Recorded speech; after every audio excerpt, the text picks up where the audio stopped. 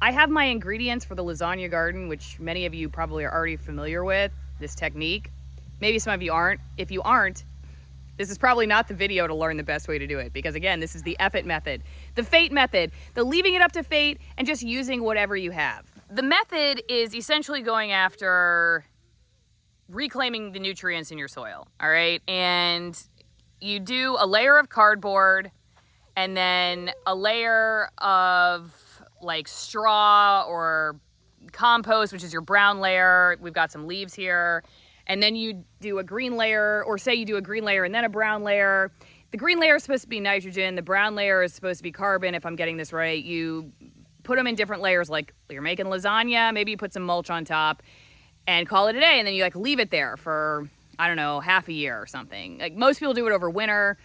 We do have winter in Florida. I wouldn't call it the kind of winter that everybody else has. And frankly, that's our growing season. So it's the dry season, actually.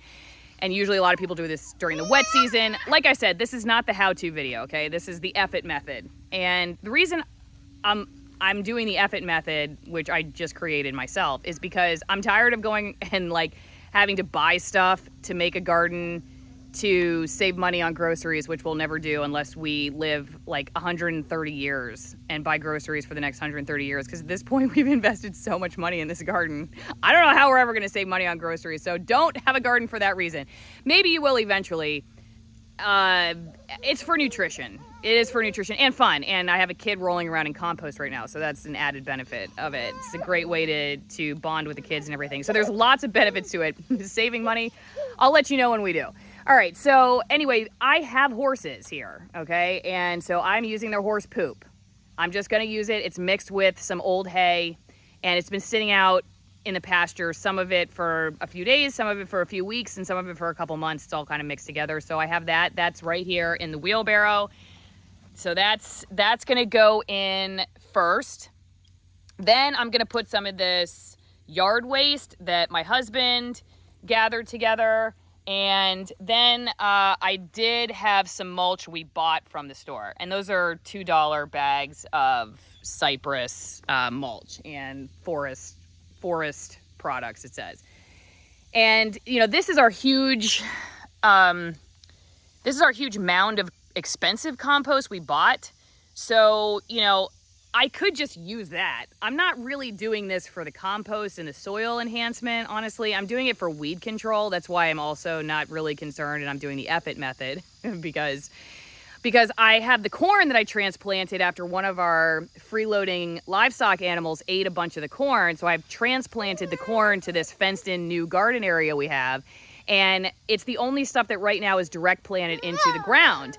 And there's just lots of grass and weeds around. And so I want to be able, because the corn is so small, I want to be able to make sure I can differentiate between the corn and the weeds and the grass. And so I'm just looking for some weed control. So I figure this is good weed control with an added benefit of maybe some soil remediation. Again, not really sure I'm doing this exactly right, but you're going to go along with me as I do this. And if you learn something, great. If you want to teach something in the comment section, also great. If you get nothing out of this other than just pure entertainment, that's also awesome. If you clicked out already, then it doesn't even matter what I'm saying because you're just like, this girl doesn't know what she's talking about. I'm done watching. Okay, so I guess I will put this down here. And again, like the cardboard is the first part. It's supposed to be really kind of, I don't want to call it airtight, but it's supposed to be, you know, overlapping and stuff so you don't get any weeds coming up. I mean, again, there's the professional technique and then there's the effort method. This, if I haven't already said it enough, is the effort method, leaving it up to fate. Is it going to work? I don't know. Fate's going to show us. My daughter has my new sunglasses over here, so I'm going to take those before she gives them to Daddy Cow.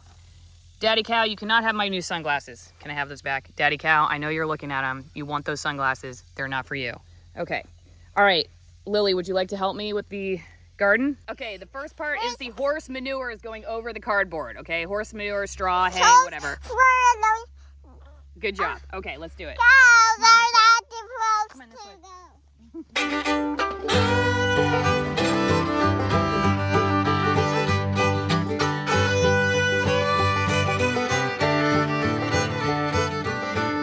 One thing I realized I just forgot to do before putting the horse manure down is wet. Speaking of wet, knocked over this. Wet the cardboard first. You're supposed to wet the cardboard first. Oh well. Again, effing method. So let's wet what we do have here.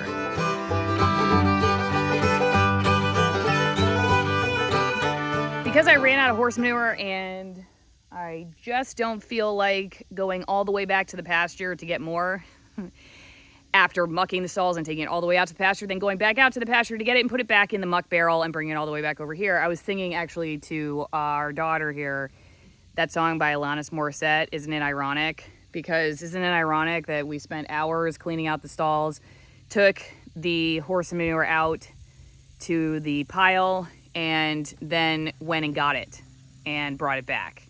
Isn't it ironic, don't you think? It's good advice that you just can't take. Okay, so like I was saying, I just put down the yard waste instead of the horse manure because I ran out of horse manure. So that's that. Now all we have to do is mulch. Almost, we got the garden.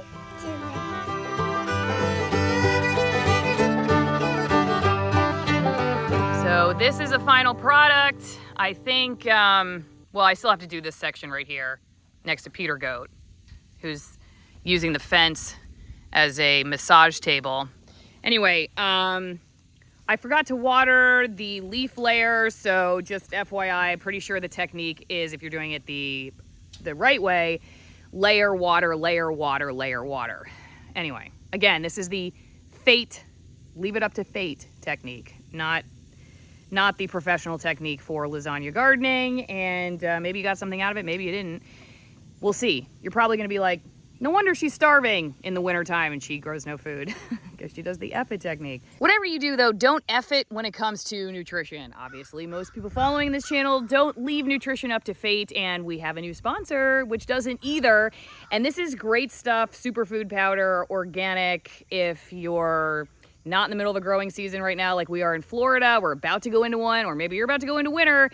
Best case scenario, obviously you're picking stuff out of your garden. Second best, you're going to the farmer's market. Third best, you can go to fieldofgreens.com and use the promo code OFFGRIDISH for 15% off your first order. Just taking a quick look at some of the ingredients in this one: organic spinach powder, organic parsley powder, organic barley grass powder, organic kale powder, organic wheatgrass, and then down for the antioxidant red blend, you got strawberry powder, raspberry powder, blueberry powder. The metabolic blend includes ginger, licorice powder, turmeric powder, again, all organic. You just take a couple scoops of this, throw it in a glass of water if you want, and shake it up, and you've got your servings of fruit and vegetables for the day. The kids can drink it. It's safe for them.